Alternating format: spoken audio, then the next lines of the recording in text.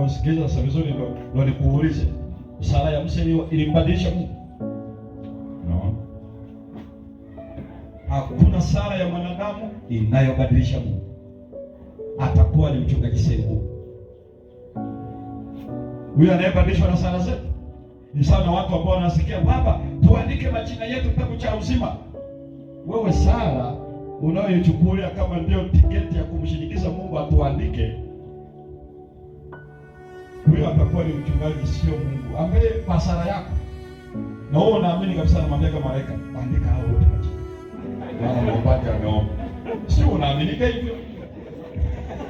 Unaweza saa nyingine tunakuwa michaa kweli mbele za Bwana. Ati sisi ndio wapi? Sina tunaisoma wapi hiyo?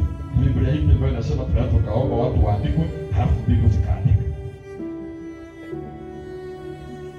Sala haibadilishi Mungu hata siku moja, ila sala inambadilisha anayeomba, kwa sababu njia ya Mungu siku zote imenyoka. Mimi ndio wali naenda pembeni, kwa hiyo sala inanirudisha kwenye line.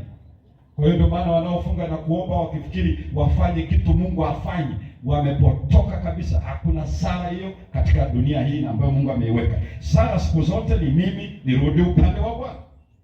Sasa mtu anayekomaa anasema niko mlimani, lazima kitu kitafanyika. Kwa nani?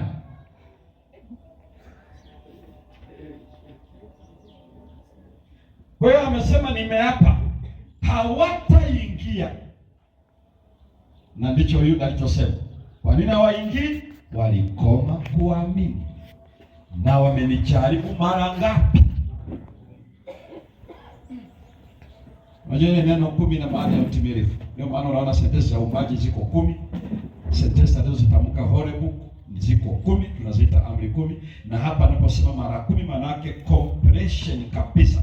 Yaani wamejaza kikombe chao in full cha kudoubt.